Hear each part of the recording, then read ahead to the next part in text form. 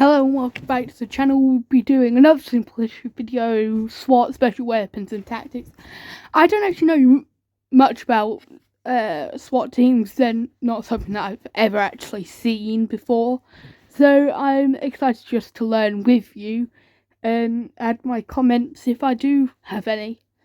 So yeah, let's go on the video. SWAT, Police Tactical Unit. Within the world of special forces, a unique place is held by police tactical units, a specialized unit within a... So actually, SWAT and Royal Police, I think, are the only actual police groups in the UK which carry guns. And it's very rare that they're ever called out because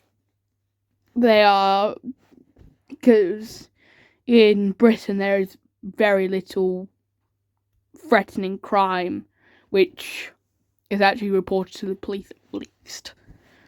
Police force, they more often resemble tactically equipped soldiers rather than a normal street police officer. These units are trained to handle situations beyond the capabilities of standard police departments. Using military-grade weaponry and equipment, these tactical units are able to tackle counter-terrorism operations, hostage situations. I also guess this works with large drug gangs and hostage situations, of course, and I guess people with guns who aren't meant to have them. Search and arrest warrants, and other dangerous situations that are threatening public order. Over the past few decades, many of these distinctive units have become world-renowned fighting forces. These include the French GIGN, the German GSG-9, Israeli Yamam, the Russian Spetsnaz, the Brazilian BOPE, and the Mexican GOPES. However, the very first of these tactical units was founded in the United States in the 1960s. Named SWAT, it's now synonymous across the globe, so much so that it's often used as a universal term for these specialized But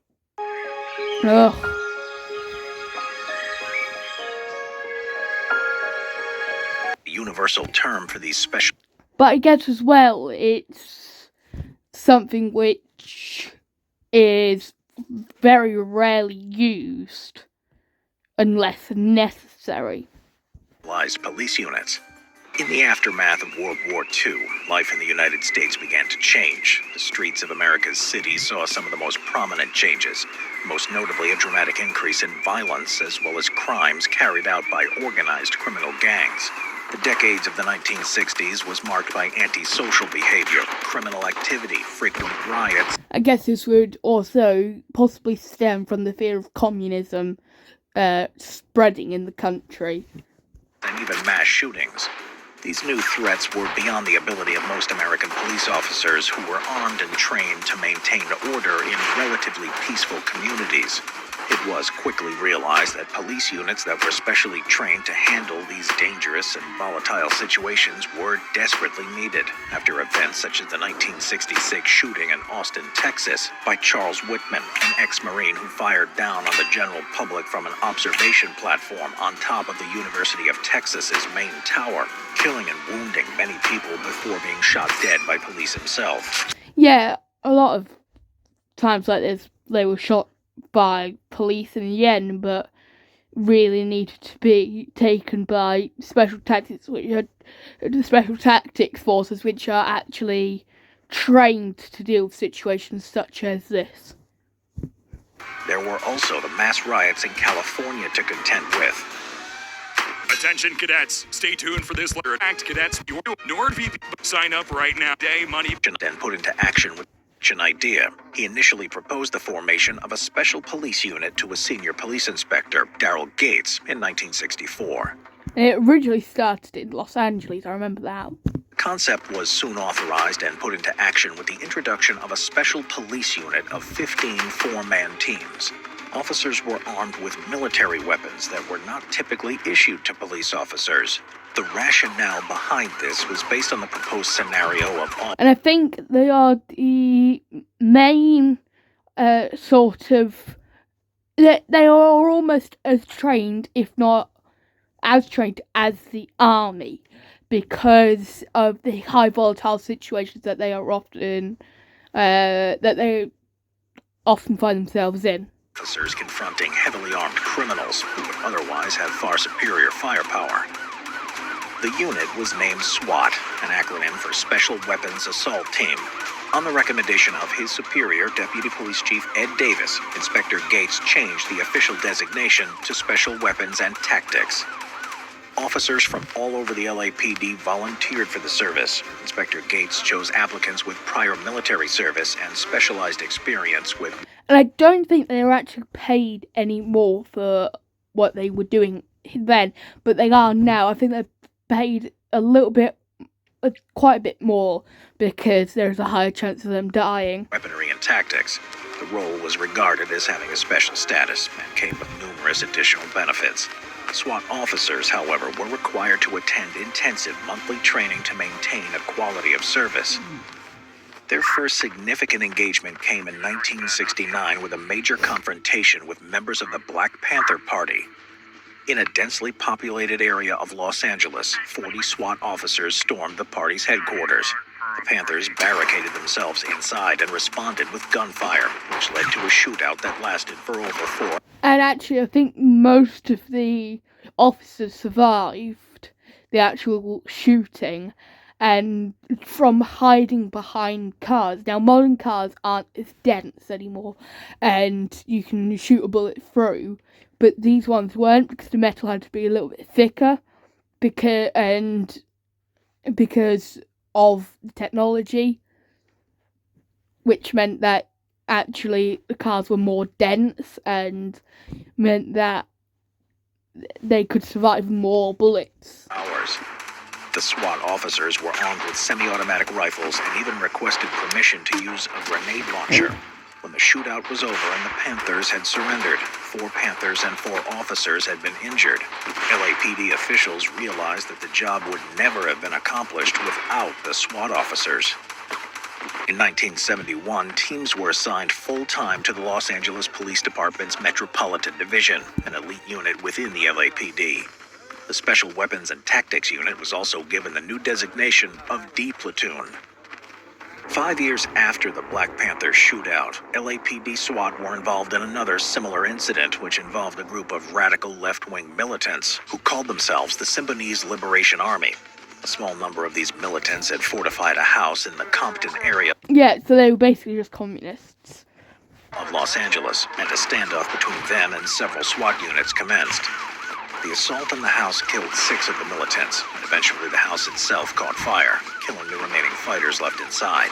There were no SWAT injuries or fatalities throughout the incident, once again proving... And often the SWAT teams are never injured. It's always the militants or whoever they're going against who are injured or killed.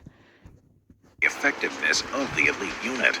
The shootout also led to the subsequent decision to arm SWAT units with fully automatic weapons to enable them to return heavy fire. The Symbionese Liberation Army shootout brought even further reformations to the unit, with the presentation of official rules of engagement for SWAT in the incidents report. It was decided that the units were to concentrate on 4 main threats: riots, sniper attacks, political assassination attempts, and urban guerrilla warfare. As cited in the report, quote, "The purpose of SWAT is to provide protection, support, security." Actually, a SWAT team would have been very good at the assassination of President Kennedy, and so they could find out where the bullet had come from, the direction, and then kind of swarm the warehouse, get him out and kill him. Firepower and rescue to police operations in high personal risk situations where specialized tactics are necessary to minimize casualties, end quote. In the decades following the formation of SWAT, the organization, tactics, and mission have consistently evolved. For example, the war on drugs was the primary focus of SWAT operations in the 1980s and 1990s, and continues right up to the present day. During the years following the 9/11 attacks, SWAT teams have also become involved in counterterrorism. Yes. The success of the LAPD's SWAT units was a clear demonstration of its importance in modern policing. From the 1970s onwards, They actually surrounded the plane that hit the Pentagon. Many other police departments across the country adopted their own special operation units. This also included the FBI and military police. Uniforms. The original SWAT uniforms were typically a distinctive black or blue color with inscriptions of SWAT or... They were basically very similar to the actual police uniforms of the time. or police or sheriff on the back and front. The headgear consisted of either surplus World War II-era steel helmets or fiberglass motorcycle helmets that provided very limited protection. As time passed, Kevlar-based PAS-GT ballistic helmets were introduced, which offered far more protection, as well as... And actually, some Kevlar helmets are still used by SWAT and the Army. Well, they are. The US Army and SWAT still use lighter Kevlar. and more compact. More recently, most SWAT units have abandoned the traditional black or blue police uniform colors and switched to standard battle dress uniforms with camouflage patterns, more akin to military fatigues. For the purpose of police tactical operations, some military uniforms are modified by removing cargo pockets on the trousers and upper and lower blouse pockets and adding them on the sleeves. On top of the uniform, SWAT officers also wear ballistic tactical vests, while fairly... They also have riot shields, which are what you still see, and the weapons change state by state, city by city, but it tends to be a semi or automatic rifle with pistols, and in America, a shotgun can also be issued. bulky, they offer all the protection required for missions in hostile environments. Weapons. The first SWAT teams generally used M1 carbines, mass-produced in World War II and therefore readily available.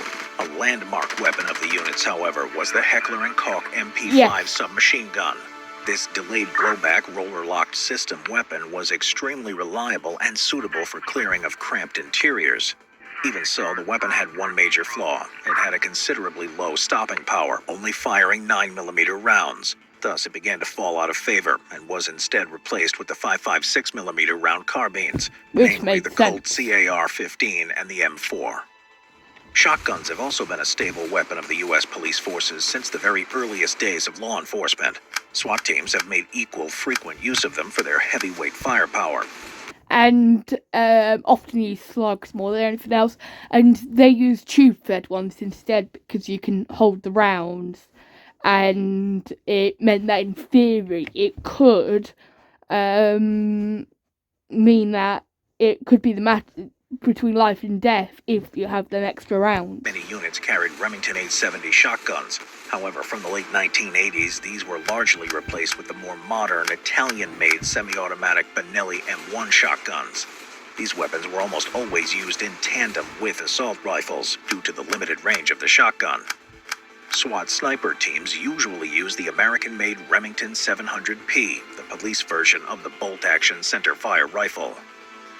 Each SWAT team member also has a pistol holstered to their side. These are usually semi-automatic pistols, for example the Colt M1911 pistol series, Beretta 92 pistols, Sig Sauer P226 and P229, and the FN57.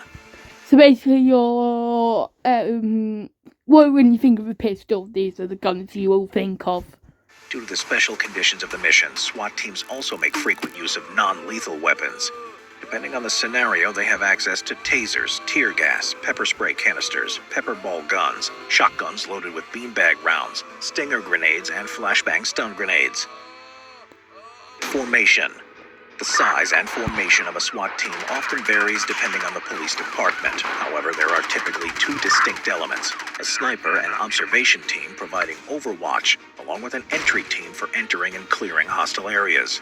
The number of men in each SWAT team is also generally divided into three types: 4-man, 6-man, and 8-man. Yes. In reality, these numbers are not static and often adapt to the differing factors of a mission. The basic structure of a SWAT 4-man team consists of the team leader, who coordinates the movement of the team, a scout, who leads the team from the point and provides cover at the forward position, a coverman who provides covering fire for an assigned teammate, covers danger areas as they appear, and can act as an assaulter and perform other duties as directed by the team leader. Rear security, an alternate scout responsible for providing security and protection to the rear of the formation. An 8-man team differs from a 4-man team by having an assistant leader and 4 cover men. The sniper team usually has 2 members who focus on overwatch. You have the observer who will look for where members of the people you are trying to stop, and then you have the sniper who, well, you can guess what they do. Providing observation, intelligence, and fire support, quite often situated on rooftop positions. Recruitment and training. While the recruitment procedure varies slightly from one police department to another, the unit is based on serving officers volunteering to join, as long as they meet the rigorous requirements. Maintaining a perfect level of physical fitness is a standard requirement for all SWAT officers. In the US, there are actually only police who have mandatory physicals. So physical training is essential. Various exercises, including long-distance runs and full tactical gear, as well as obstacle courses, are always on the agenda. Marksmanship is naturally an equally important skill. All SWAT officers are required to be able to handle all weapons in the arsenal, regardless of their specialty. In addition, they're required to be a master marksman. To achieve this, the officers regularly spend many hours practicing firing in realistic scenarios, identifying hostile and non-hostile targets, Yeah. and firing into barricaded rooms. Individual training, team exercises, or simulations of combat situations are also given great attention. Further specialized training includes sniper courses, explosives handling, surveillance techniques, and hostage negotiation And the bomb squads in America tend to actually be from SWAT teams. methods. Officers are expected to become trained negotiators.